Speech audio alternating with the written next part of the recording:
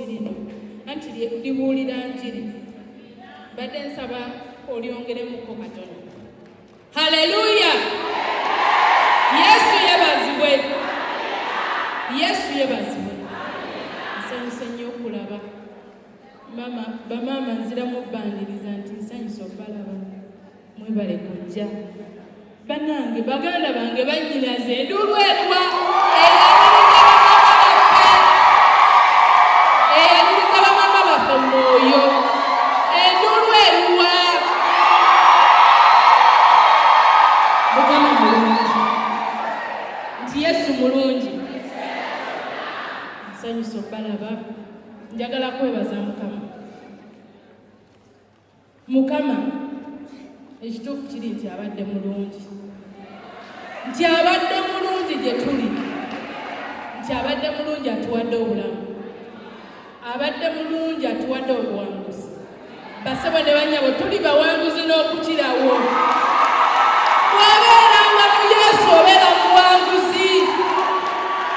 Amataba ne bwe gabeera nga genkanawa, omuyaga ne bwe kuba nga gwenkanawa, kasita osigala mu Yesu, kasita omanya kyewakkiriza, ogenda kuwangula mu linnya lya Yesu. Kati kyemba kugamba ngambira neyimbawo nti ndi muwanguzi n'okukirawo mu linnya lya Yesu. Mugambe nze amaanyi agange tegansobozesa kwewanguza, naye nina omunene atuula munda mu nze. Ngambira neyimba nti nina omunene atuula munda mu nze, oyo yampanguza, nti oyo yampanguza. Tumukubire engalo eza waggulu, oyo yatuwanguza. Ngenda gaba n'ebigambo bitono nnyo, oluvannyuma mpite bamaama boogere. Naye Mukama mulungi, nti Yesu mulungi, Katonda affe mulungi, nti atukuuma ne bye tutamanyi n'abituwonya, n'atukuuma ne mu muyaga omungi n'atukuuma, kubanga yagamba nti ne mu muyaga omungi sigenda baleka, ne mu mazzi amangi sigenda baleka. Ndabye Katonda ng'akuuma n'abaana bange. Ndabye Katonda era kinyinza okwanjulira ye Katonda. Katonda munene, Katonda munene. Ndabye Katonda atukuumye, weewuunye abantu abalala embeera bagifiiramu, naye ffe tunyiririddemu.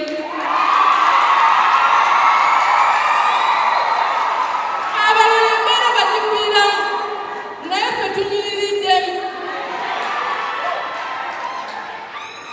Abalala embeera bagiralukiramu, naye ffe atwongedde amagezi. Kati ye Katonda yekka gwe nnyinza okwanjulira. Mukama mulungi. Njagala kwebaza Mukama olw'emikwano. Bwe njogera ku mikwano, emikwano nviira ddala ne mu nnyumba yange, kubanga omuntu atali mukwano gwo tasobola kubeererawo. Omuntu atali mukwano gwo tasobola kubeererawo, naye omuntu mukwano gwo yasobola okubeererawo. Okuviira ddala mu nnyumba yange ndabye Katonda, ndabye emikwano, nalaba omukwano. Abaana benzaala bandaga omukwano. Abaana bangi, abaana bava mu bazadde baabwe, bava mu bazadde baabwe nga balaba balina we bafunira. N'agamba nedda nze nkuvuddemu, kaŋŋende we nfunira. Ennaku zino waliwo engombe egamba nti siga wookola ki? Mbusima yateeka ssente weekola ki? Woolaba woofunira. Naye abaana bange bandaze omukwano. Newankubadde baladde balaba ng'omuyaga mungi, ne bagamba mami tusigala naawe, ne bagamba mami gwe mami, ne bagamba gwe maama waffe tetulinayo omulala. Neebaza Katonda, neebaza Mukama olwa family members. Njagala okwebaza ab'emikwano olwa family members bonna abayimiridde nange. abaana bange abayimiridde nange banyinaze, basisita bange mbadde ngamba Charity wali nti twafuuka ba blood sisters, takyakyegaana kati. Naye ate nyina special friend gwe nafuna mu muyaga muno ne neewuunya kubanga nali in fact bali babiri nali sibatuukiriranga nga mbalaba bulabi oluusi ku TV mbawulira enjiri nga babuulira, mbalaba ku bipande nga babatimbye nti abakyala abamanyi bagenda kubuulira naye nga sibatuukiriranga.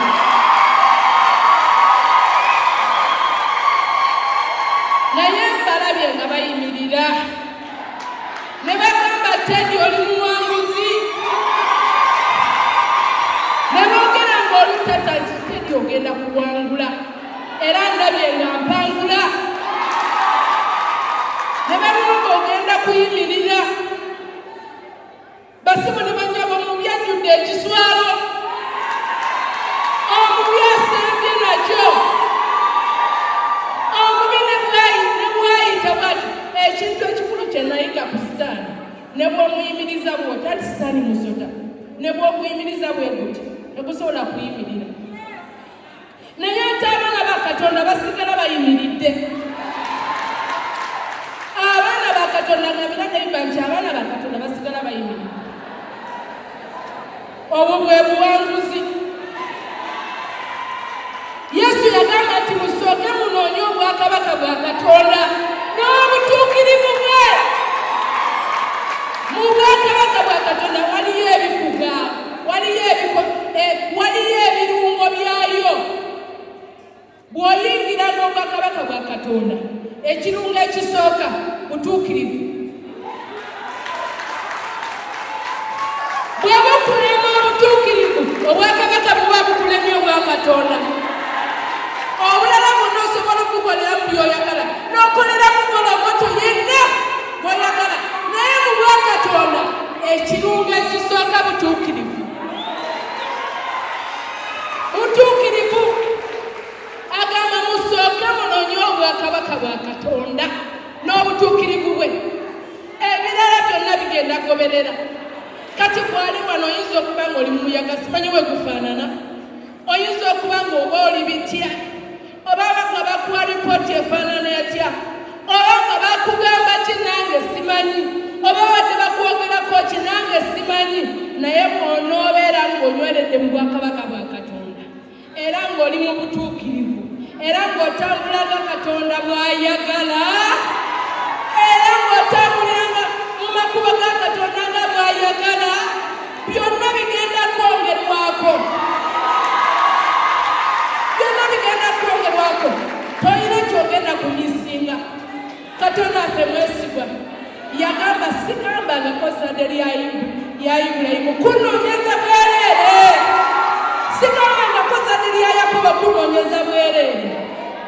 Era oba ng'oli wano nga tosenganga Yesu okuba omulokozi wo, mbadde nsaba olwaleero we tunaaviira ng'owadde Yesu obulamu. Yesu tasala. Yesu tasala. Okujjako ng'omuvuddemu, okujjako ng'omwegaanye, naye Yesu tasala. Yesu magoba meereere. Buli lunaku akola pano meeting buli lunaku. Yesu tasala. Mukama mulungi. Nti Yesu mulungi. Nina ebigambo bingi eby'obbabulira, naye njagala kwebaza emikwano. Nkyali ku mikwano. Anti enjiri omenye nnyina ennyonta ey'okubuulira ekigambo kya Katonda ate nga ngenda gibuulira, kubanga Sitaani kye yali aziyiza. Ngenda gibuulira mu linnya lya Yesu. Sitaani oba yeetuga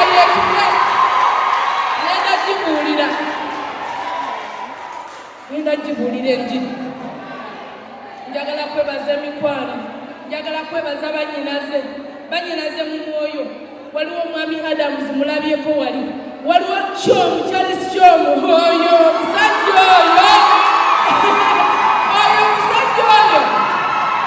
omusajja amanyi okunywa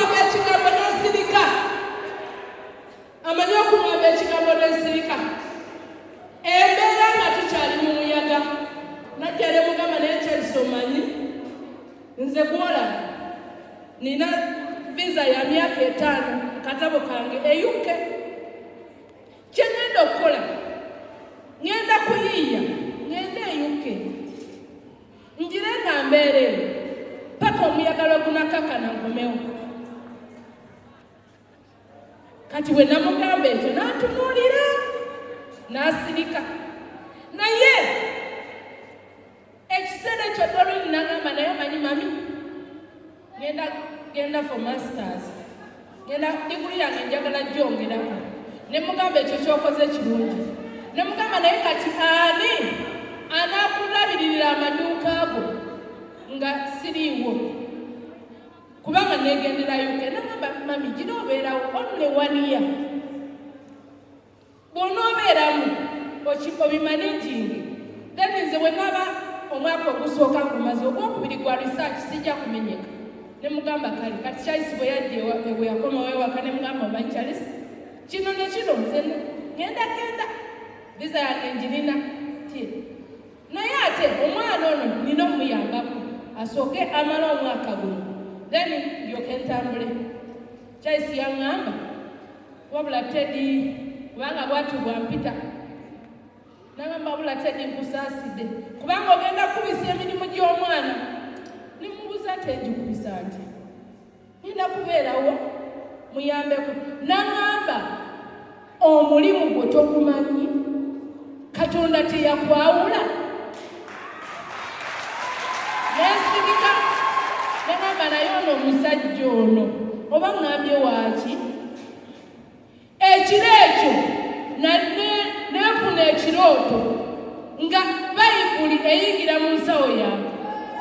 Bwe bwakya namugamba Charles nefunye ekirooto nga Bayibuli eyingira mu nsawo nagamba wegendereze. Netandika okutegera nagamba wabula Katonda alabika alina kyayogera. Ebigambo byona omusajja nze kyobalanga pulaani zange sitera zikwagala zimugamba ye mukulu wange gwe nzirako Charles. Nagamba sitera kwagala bimugamba naye kamuleke. Nagamba mu mutima nti leka noonye Katonda ateekwa okuba nga alina kyayogera. Wayitawo weeks 4 nenfuna okwolesebwa okulala nga nina wendi nali bweru bwenti emmotoka nga ya gold nejja ne parking amaaso gange. Nengamba eno emmotoka nga sigirabangako yavaawa bagikolera ani ng'eringanga emmotoka nti eyina omuntu gwe bagikolera nga si mmotoka za bulijjo. Bwe nayimirira bweru bwenti ngenda okulingiza mu ddirisa nga ndaba mutabani wange mwali. Nengamba ono omwana yayingidde ddi mmotoka y'abaana. Mba nkyebuuza lwaki yayingidde mmotoka y'abaana. Ngenda okulaba ekisumuluzo nga nakyo kya gold nga kiringa peni. Neneewuunya kyajja kyokka nga Bayibuli bwe yayingira mu nsawo yokka. Nekikka mu mukono guno ogwa ddyo nenkikwata ngenda okulaba kapeni naye nga ka gold. Kati nempulira eddoboozi nga ligamba nti ng'emabega waako. Bwe naliga bwe nti emmotoka neyeggula. Bwe yeggula nenyingira. Bwe nayingira mu mmotoka temwalimu bw'oteeka kisumuluzo okusitaatinga mmotoka.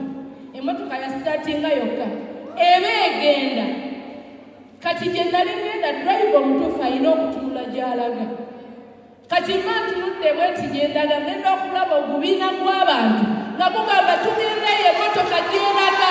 Tugendeyo emmotoka gy'eraga. Neneebaza Katonda nengamba mpalise. Nengamba nze mpalise. Era kirungi nnyo okuwuliriza Katonda. Basibu ne banyabo kirungi nnyo okuwuliriza Katonda. Nengamba Mukama mpalise. Kyonna ky'owulira ky'oyagala nkole kye ngenda okukola. Sigenda kukola mu magezi gange. Bayibuli egamba mu Proverbs egamba lean not on your understanding. Yes, Bayibuli bwetyo bwegamba nti totambulira ku magezi go oba teweesigama olugendo lwo tolwesigamisa ku magezi go. Nengamba Mukama leka okwagala kukolebwe.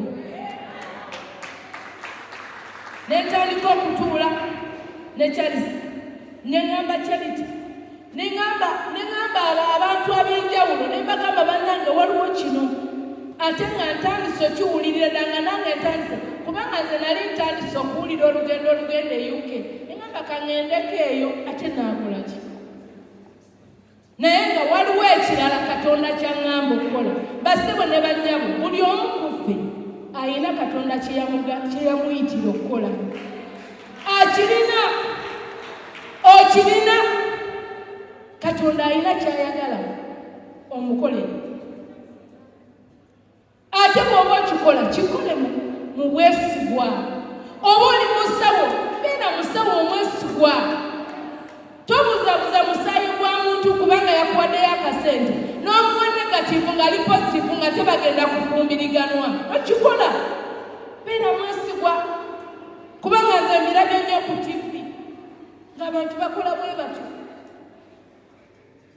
nga bata akola omulimu alinganga ataguyitirwa naye ng'ate gwakola ekintu kyotasanyukiramu okyagaza ki ekintu ky'owulira nga kikuswaza okyagaza ki lwaki olimbira mu njiri ng'ate oli muyaayi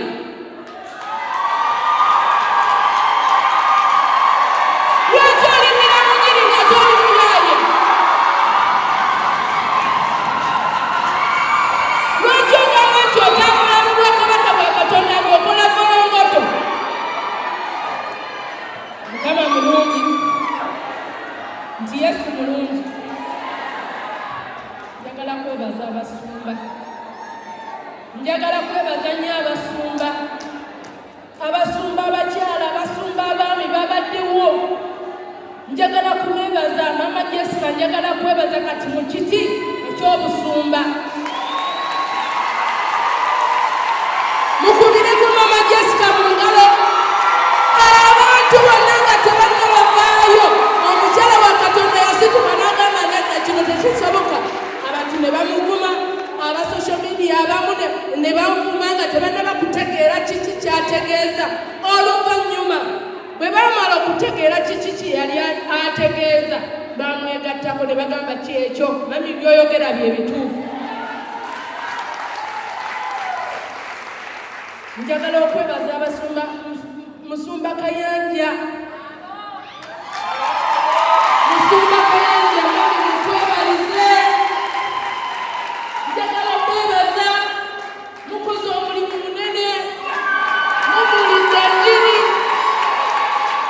enjiri yalokodde abantu nze waliwo omuyaga nga guntwala natuula nga neempulira enjiri neŋŋamba naye nedda kampulire ekigambo ekinyweza Mukama yeebazibwa olw'abasumba Mukama yeebazibwa olw'abasumba musumba Tomu Mugerwe Mutundwe musumba Ssekusaka bonna babaddewo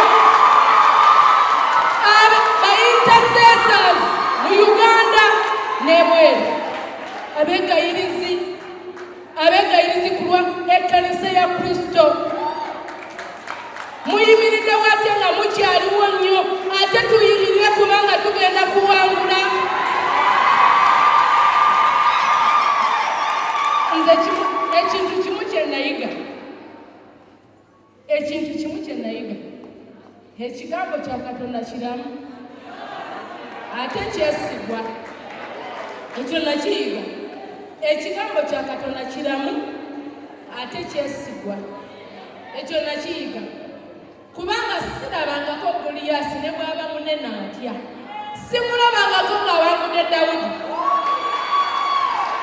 ne bw'aba munene atya simulabangako ng'awangudde Dawudi bassebo ne bannyabo ayina Katonda munda mu ye tawangulwa ekyo ky'oba omuwererako nti ayina Katonda mu ye tasobola kuwangulwa awangula ne bwe giba myaka emeka Yusufu yamala mukomera emyaka 12 naye ng'ali mu Katonda Yusufu yamala mukomera emyaka 12 naye ng'ali mu Katonda oyinza okubeera ng'olaba embuyaga eringa efaanana etya naye bw'ona n'obeera mu Katonda, Katonda abaawo era akulaba, agenda kulabirira paka lw'onoofuluma.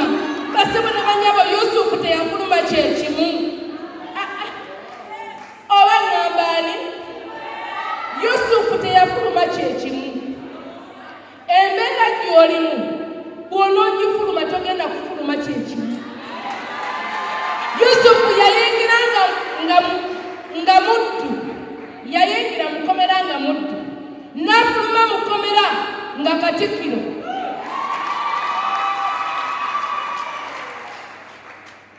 Yayingira mu kkomera nga muddu, n'afuluma mu kkomera nga Katikkiro. Kati embeera gy'olimu togyeraliikirira. Lekerawo n'ogiwa obudde, lekerawo n'ogiwa amatu. Egula ewaka aba NBS bankyalidde nga baagala nkole live ne ku Anikat. Naye bamubuuziza naye omuyaga guno oguyiseeko otya? Ne mugamba nze siwuliriza bintu biri negative. Kubanga ekigambo kya Katonda kiri weewaawo, kiri positive. Era ne bwe kinaaba myaka emeka kigenda kutuukirira. Ati ne ngagamba nze ebintu ebiri negative sibyagala era simuwuliriza. Era ne ngagamba nammwe bwe muba nga muzze kumbuuza bintu biri negative, sigenda byanukula. Njagala ebintu ebintwala mu maaso. Katonda takolangako kigere nga kidda mabega. Ekigere ekidda mabega aba musezi, kiba kya musezi. Katonda yatonda ekigere nga kidda mu maaso, n'amaaso gano nga gatunula mu maaso. Kati lekerawo okutunula emabega. Ebintu ebibadde mu 2019 bireke bigende n'ebyabyo. Kati mwaka mupya, y'ensonga lwaki Katonda akola omwaka omupya n'agamba bw'ati mu Isaiah 43 verse 18 and 19. N'agamba nti temujjukira byasooka kubaawo. Ebyedda mubireke, temubijjukira. Ngenda kukola ekigambo ekijja, ensi egenda kiraba. Basebo ne banyabo, Katonda agenda kukola ekigambo ekijja, ensi egenda kukiraba. Tugenda kubuulira enjiri eya Kristo, eyafa n'azuukira. Ffe owaffe yazuukira, teyasigala mu magombe. Naye ate ekyewuunyisa, okusobola okuzuukira yasooka kuyita mu ntaana. Kati simanyi naye bw'oba akitegedde. Yesu waffe okufa, okuzuukira yasooka kufa. Oyinza okuba ng'olina embeera w'ofiiridde, naye njagala oddemu amaanyi ogumu omwoyo nti si y'enkomerero. Bayinza okuba nga bakufumisa amaggwa, nga bakutisa engulu ey'amaggwa, naye Yesu baagimutika, naye tegamulemeza mu ntaana. Bayinza okuba nga bakufumisa amafumu, ne Yesu baali mufumita, n'omusaayi ne guyiika, naye yazuukira. Bayinza okuba nja kuyita omugenyi omukulu ajja atandikira. Njagala kwebaza Mama Pastor Musungu, Margaret Musungu. Njagala omwebaza kubanga ayimiriddewo. Njagala okwebaza ba intercessors n'abamaze dda mu ggwanga, eggwanga eritalina Katonda fu. Ky'oba olaba nga eggwanga eritalina Katonda omulamu fu. Ky'oba olaba nga tsunami bw'ajja aliyoola lyonna n'alitwala, kubanga batambulira ku magezi gaabwe. Naye Katonda affe mwesigwa. Ffe embeera eyaffe ejja, omusana ne gwaka, enkuba n'etonya, ne tusigalawo nga tuli balamu. Njagala okwebaza ba online friends, bannange, mwekubireko mu ngalo. Ba online friends, nze nali simanyi nti nina emikwano bwe gityo. N'osanga nga n'ogenda ku Facebook nga bakupostinze, oli n'akwata oluusi n'akuteeka ku status ye. ba online friends mwebale kulwana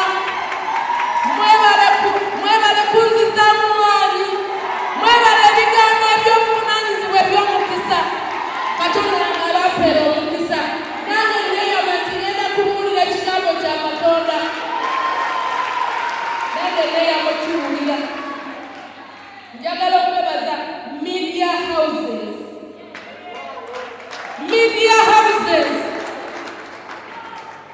njagala okwebaza Miracle TV Channel 44 Miracle TV Channel 44 Mukama abawa omukisa ababeera mu byuma ababeera ku kamera abateekamu ssente mami abateekamu ssente ne tusobola okuwulira ekigambo ekiramu Mukama abawa omukisa eno bagiyita ey'emutundwe radiyo y'emutundwe MCF Mukama abawa omukisa mwebala ekigambo ekiramu ekigambo ekigaba obujulizi njagala kwebaza NBS Anikat Kalakata mwebale Mukama abawa omukisa Bukedde TV Bukedde radio Mukama abawa omukisa Bukedde olupapula mwebale Mukama abawa omukisa media houses zonna abayina pages ku YouTube ku Facebook Mukama abawa omukisa Mukama mulungi bamemba ba parliamenti abavayo ne bagamba nedda nze nalaba abaana abato obwana obuto obu 5, 6, 7 years nga bukutte ebipande nga bugamba we respect our mothers nabulaba nebugamba we respect our mothers kati gwe omuntu omukulu atarespectinga maamawo atarespectinga omukyala oba oswadde nalaba abaana abato nga bugamba we respect our mothers buwanisa ebipande nga tebutidde tiyagazi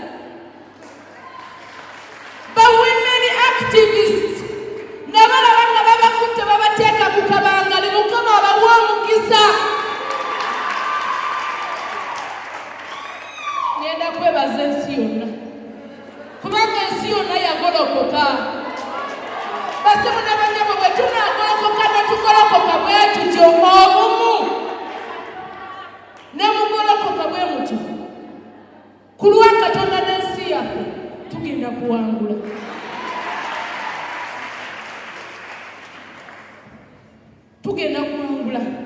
ba radio presenters ba cameramen abasasi b'amawulire ab'enjawulo abazzi radio ne TV ab'enjawulo Mama FM radio ez'enjawulo Mukama abawa omukisa Mukama mwesiga support team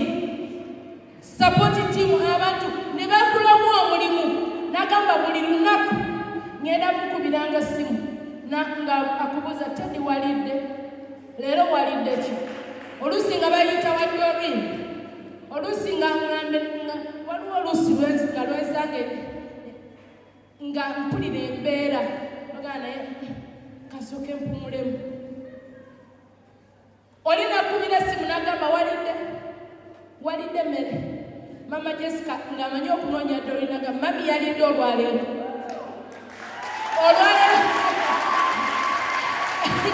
anti Charity ng'amanyi ogamba leero mami yafulumya ennyumba nga bambi byabasobera bamanyi nti osanga nyinza obutafuluma nnyumba naye omusajja Yesu gwe nakkiriza nalwawo omukkiriza osanga obolya naye bwe namukkiriza asinga abasajja kyenamuzuulako asinga abasajja kyenamuzuulako asinga abakyala kyenamuzuulako asinga ssente Yesu asinga motoka Yesu asinga abaana Yesu asinga byonna njaga oddemu amaanyi oguma omwoyo. Oyinza okuba ng'oli mugumba nga tonazaala, bakulangidde emmere ng'ojjuza toyireti, naye gumira ku Yesu. Gumira mu Yesu. Abaana bonoonye ogenda bafuna. Abaana tebali mu ssabo. Bonoogenda mu ssabo ojja kuzaala ebisota. Abaana be tunoonya bali mu Katonda. Katonda yagaba abaana. Katonda yagaba abaana. Gwe bw'onokkiriza n'otambula nga ye bw'ayagala. Nakugambye nti mu bwakabaka bwa Katonda ekisooka butuukirivu. Bw'oba tobusobola, nze sikugoba mu bwakabaka bwa Katonda, naye embeera ejja kuwaliriza ofulume. Anti ng'otambula okola bw'oti ng'obaliga nga bo banno bali straight.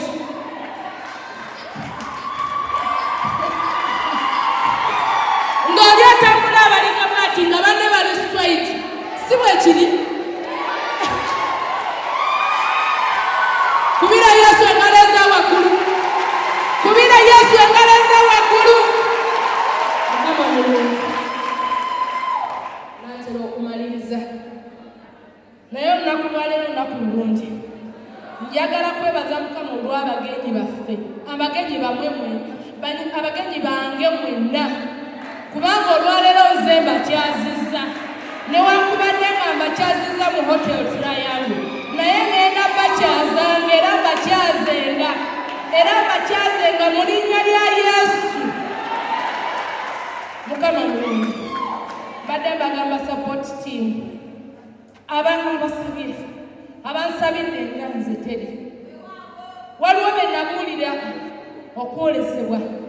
Ne bayimirira ne batandika okusaba. Paka olwaleero. Abantu abayimiridde naffe financially. Waliwo Bishop tannaba kujja bamuyita Ntabaazi. Ne mukyala we Aunty Rona. Mami, sijja kwogera ku kankuleke. Mami oyo.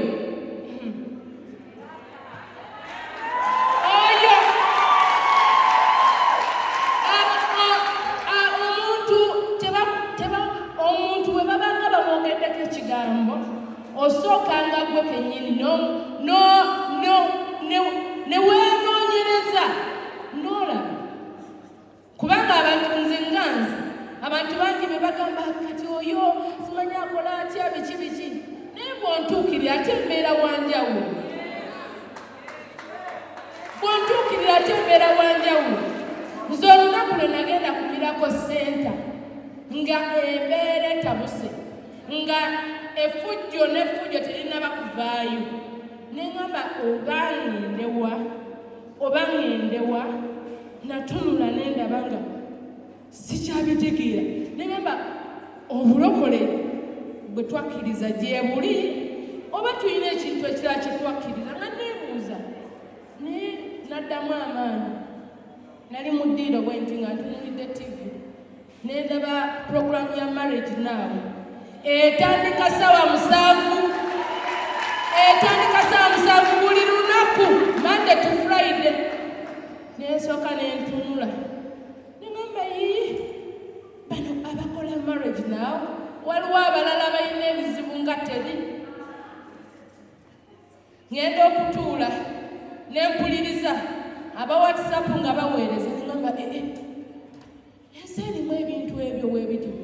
Nensooka nentuula nempuliriza. Enkeera nasookawo nga tebannaba nakujja ku program. Nenjirinda paka lwe baatuuka ku program.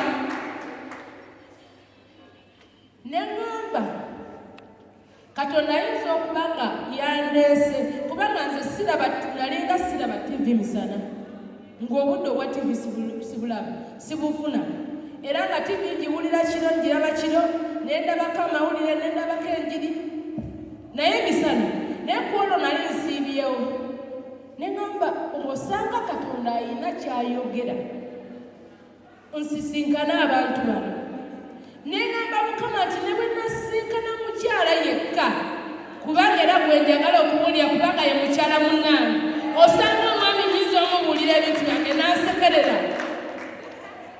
Nengamba ngenda kusinkana mukyala era nja muteega nagamba naye ntandikiddewa nga neebuuza wa wentandikira waliwo mwanyinaze omu mu Kristo nagamba nedda tofaayo waliwo mukwano gwange nze mumanyi era ngenda kukolera appointment ojja kutuukayo nankolera appointment nali mu tawuni sawa nga ziri 10 nagamba abakulu bakwetaaga ku sawa bwatyo bwabayita bakwetaaga ku sawa 11 ne mugamba essaawa zino zakujjayo baana ku masomero n'omutabani tannabakuvaayo nagamba ggwe nkugambe bakwetaaga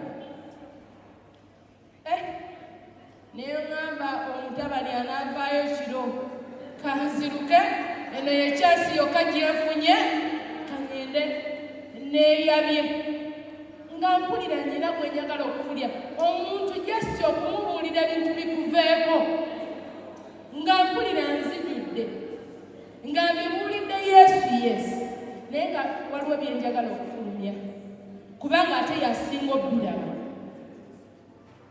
bwe natuukayo nasanga maama yanjaniriza neŋamba yandabagwa nenebuuza gye wandaba tetusisinkana nako omukyala yanyaniriza netutuula nasanga muzeeyi ali mu meetings ez'abasumba netutuula ne maama nampa obudde netwogera omukyala nakwatibwako okuva n'olwo nze mulabira mu biti 3 mulabanga maama mulabanga sisita wange ate kugamba mulabanga musumba okuva n'olwo nenewunya era nagenda kutuuka ewa taata ebyange nabibuulidde dda maama nga oli tekikyetaagisa nali noonya omuntu ampuliriza nga noonya omuntu asobola okutuula awo nange nampuliriza nemufuna nafuuka mukwano gwange okuva n'olwo ne bwe mubasaba mwendeeza ekiro nze nyina ka hotline nkamukubira ne mugamba owaayi netaaga essaala nagikwatirawo mukama mulungi kale njagala kwebaza mukama olunaku lwaleero wali omukwano gwange Rachel ali mu UK mwebaza waliwo omukwano gwange bamuyita G mwebaza waliwo Betty mutayanjula mukama akuwa omukisa waliwo Rose Komugisha mukama abawa omukisa abantu abayimiridde nange abayimiridde ne Teddy n'abaana be mukama abawa omukisa waliwo omulala mukwano gwange bamuyita Evas tasobodde kubeera wano naye yafuuka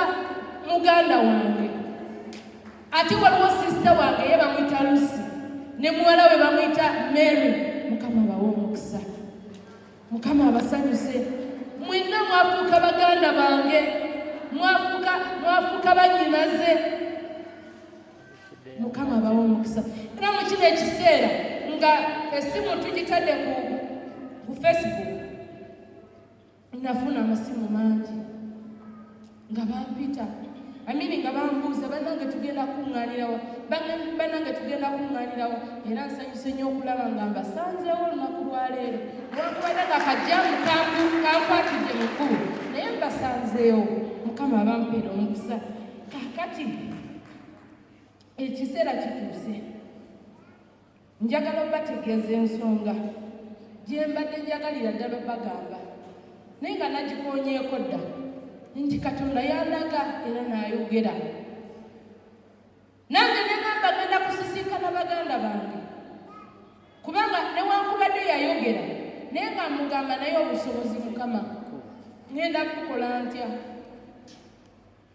naye nenzijukira nganze nti Katonda ntaddeko emikwano ate emikwano egitali mikuusa emikwano egibaddewo era egiyimiridde nange neŋamba ngenda bayita nkibabuulira ekintu kino nti tugenda kutandika obuweereza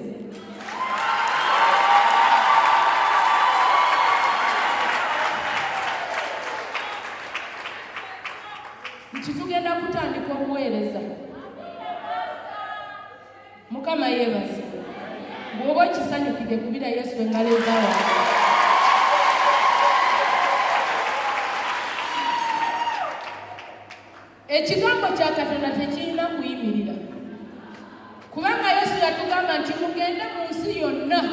mubuulire enjiri eri ebitonde byonna. Toli kitonde? Toli kitonde? Tewabuulirwa bubuulirwa njiri? Nange nabuulirwa bubuulirwa njiri. Nga naawe bwe wabuulirwa ne ŋŋamba nze Katonda gw'ataddeko gw'agambye nti genda mu nsi yonna obuulire enjiri eri ebitonde byonna, sigenda kusirika. Nali ndi awo Katonda n'ambikkulira olunyiriri ekyawandiikibwa kiri mu bikolwa by'abatume, the book of Acts, kiri mu bikolwa by'abatume ssuula ya 13 olunyiriri 26. Ebikolwa by'abatume ngenda kumaliriza olunyiriri 13, essuula ya 13 olunyiriri 26. Lugamba bwe luti, njagala nsaba Joya ajja asembere wano. Ebikolwa by'abatume essuula ya 13 olunyiriri 26 egamba bweti nti abooluganda abaana b'ekika kya Ibulayimu, nammwe mwenna abatya Katonda, ekigambo eky'obulokozi buno kyaweerezebwa waffe. Ebikolwa by'abatume essuula 13 olunyiriri 26 egamba nti abooluganda nammwe mwenna abaana ba Katonda abatya Katonda, abazzukulu ba Ibulayimu, nti abooluganda abaana b'ekika kya Ibulayimu nammwe mwenna abatya Katonda, ekigambo ky'obulokozi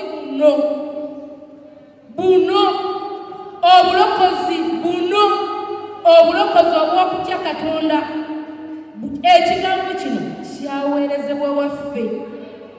Kati tosobola kuwulira kigambo kya bulokozi nga kirungi n'okisirikira. Y'ensonga lwaki minisitule yaffe twagitumye Word of Salvation. Word of Salvation Ministries.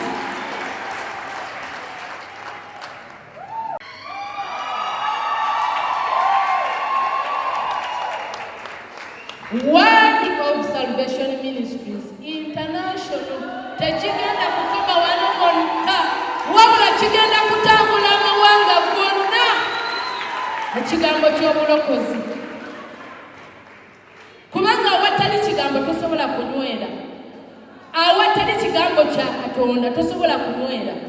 Ebigambo bimenya era ebigambo bikasuka era ebigambo bisuula, naye ekigambo kya Katonda kijjanjaba. Ekigambo kya Katonda kiyunga, ekigambo kya Katonda kiyunga emitima egimenyese.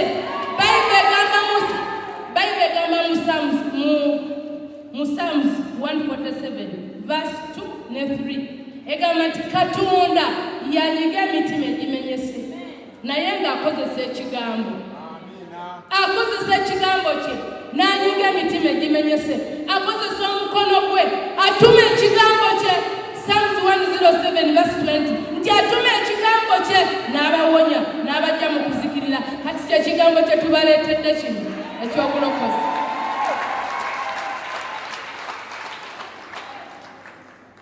Kati mbadde nsaba maama Pastor Musungu, mbadde nsaba ondeetereko maama.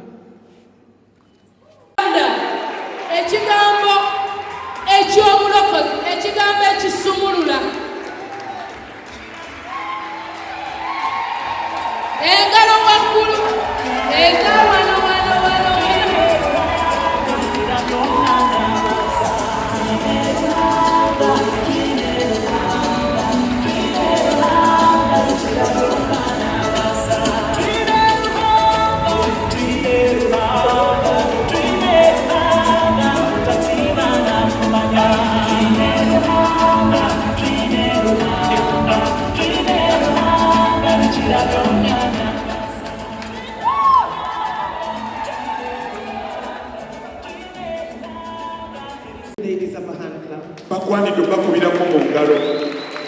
because Pastor Teddy, the way she has been, she doesn't have media. Talina TV oba radio. She she has no. You're all welcome. She has no media. She has not had. We have all stood with her. But the need has been immense. So the financial prowess, the little financial prowess injected into her could never be used on a smear campaign. So we needed people who were bold enough, who were not afraid to stand up for the truth. And God touched those people. And we were blessed. To cut long story short, this is the name of the ministry. Word of Salvation Ministries. Word of Salvation Ministries. International. Built on a foundation of righteousness. Built on the foundation of a solid word of God. Anybody who comes to this ministry will not be insulted or put down. They will be strengthened. Unlike so many other people out there, personally, I believe that House of Prayer originally House of Prayer started on the foundation of God. Originally. And by the way, the only reason I believe that is because I've met Pastor Teddy. And I have interacted with her. And I have realized she is a woman of God. So originally, probably many years ago when they were starting, they must have known God. Along the way, I cannot guarantee that the same is still happening. I cannot confirm it, but I can say that she carries the same anointing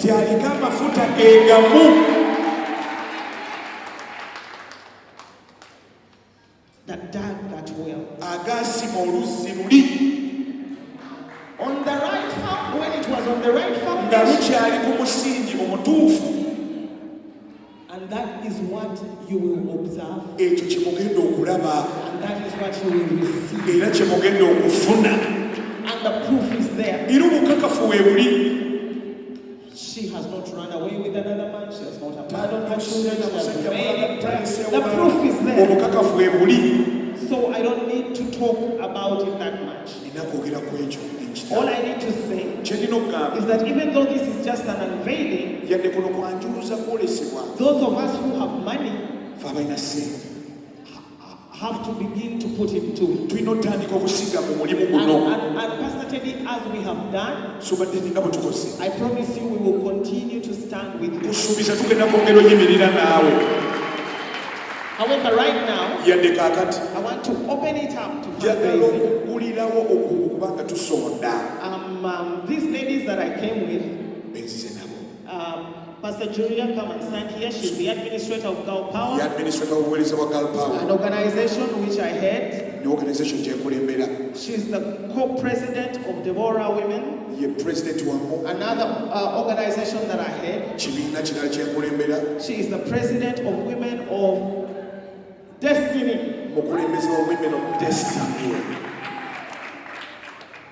So, as I put my million to the table, I am also saying Girl Power that you are bringing $1 million to the table. And I'm also saying Deborah Women that you are also bringing $1 million to the table. This lady, the story between her and me is very interesting. Originally, she was my mother. And And then oluvannyuma ate I came into the church bwe nayingira ekkanisa as a young girl. ng'omuwala omuto I married her pastor. n'enfumbirwa omusumba we She pastored me. n'asumba. Now I don't know what to call her. Is she my pastor kyakuyita or musumba my daughter? wange oba muwala wange. We are all, you are also saying, yes, this is just a start, starting at 1 million. eno ntandikwa ey'akakadde. Yes, we are committed. twewaddeyo We will continue. So within my team, it is already 4 million at the table. bonna ku mmeeza mwe buliwo. I see some very, very smart people. ndabawo abantu abanyumye I ennyo. can see that things have begun to happen. ndaba ebintu bitandise otulika. Okay, she is showing me the budget. andaga embalirira. You know, she's a very, thank you so much for standing for righteousness. mwebale nnyo okuyimirirawo olw'obutuukirivu. Thank you so much mwebale nnyo for not taking the broad way, obutayita mu kkubo liri erirabika ng'erya bonna. for not looking for acceptance. okubanga mukkirizibwa buli wamu. Because we've had so many people tuwulidde who bangi have had to lower their standard abasizza wansi omutindo gwabwe just so that they can look accepted balabike nga bakkirizibwa and so that they can avoid being insulted. beewale okubavuma. But thank you. naye mwe mwebale And as you are here, nga mwe muli wano I know that your presence manyi nti okubeerawo kwammwe is going to make a very big difference. kugenda kukola enjawulo ey'amaanyi ennyo. As we stand up nga ffenna tuyimirira to welcome the professional MC, okwaniriza kalabalaba w'omukolo.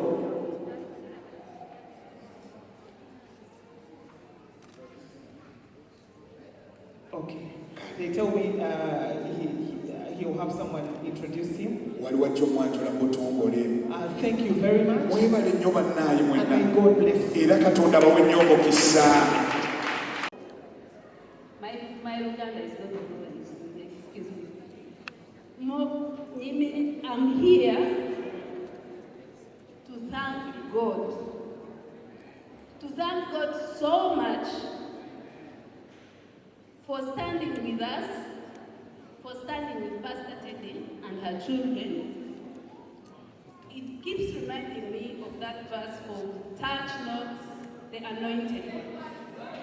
Because I think whoever touched Teddy thought they were touching an ordinary woman. Teddy is not ordinary. I did not know Teddy that much, apart from her being my pastor in church and being the wife to my former pastor. I used to just see her there. But we shared some experience, something that I had gone through in my life, and then Vala, I saw it happening to her.